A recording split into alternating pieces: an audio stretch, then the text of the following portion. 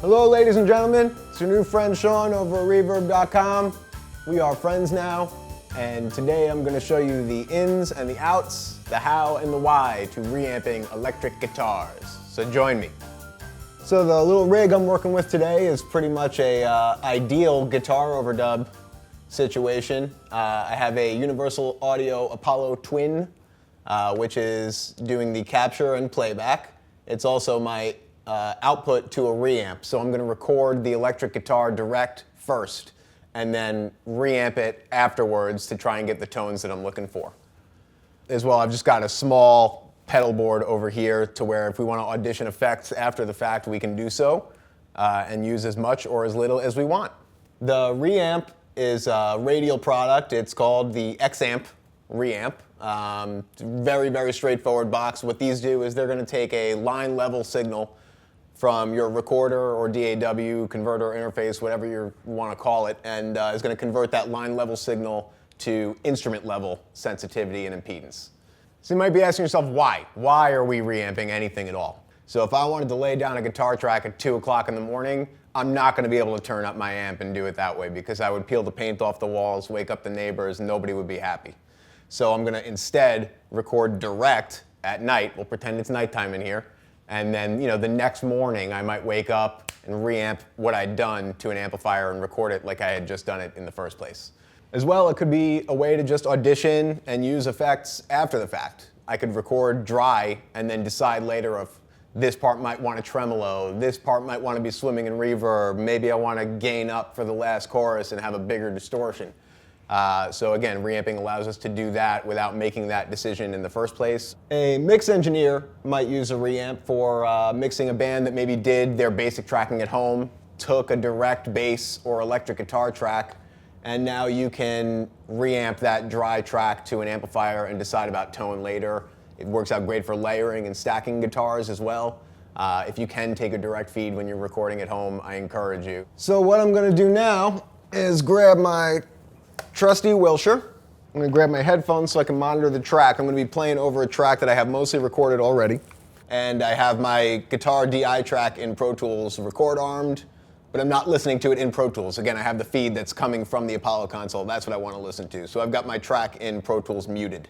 And there's 2 guitar tones that I want to mess with this song. There's a beginning part and then a louder, angrier end part. So we'll record those separately and we'll be able to treat them differently on the way out.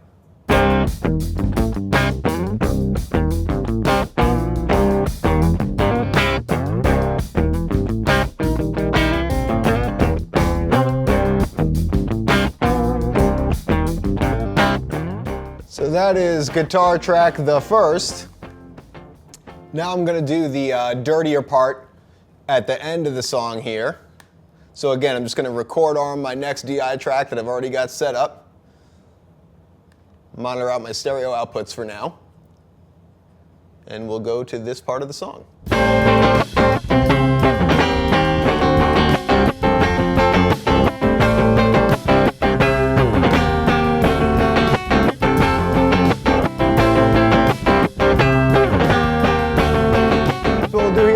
Dial in a sound. I have the balanced output of my interface going into the balanced input of the reamp, and then we're taking just a standard instrument cable to go from the reamp box into the amplifier. We're recording that Super Royal Verb with a Stager Microphones SR1A, which is a new ribbon microphone design out of Nashville, Tennessee. So we'll leave it soloed for right now and record the result, move the mic around if we have to, and we'll go from there. I've got the exotic SL drive to give me a little bit of dirt.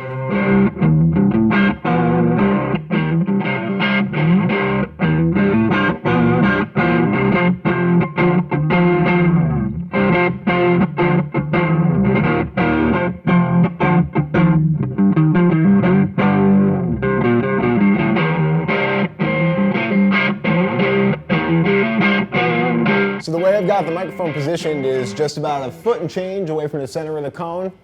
So let's record that track, and we can now we can listen in context with the rest of the band now as well.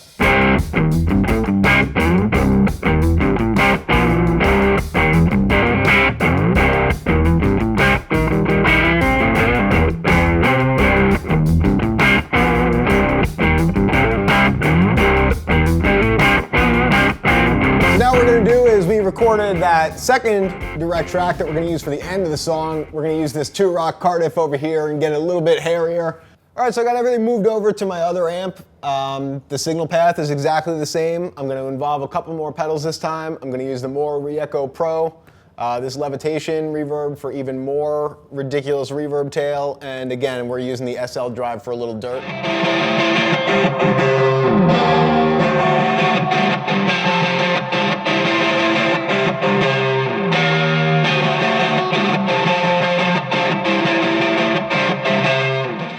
Record it to the session now.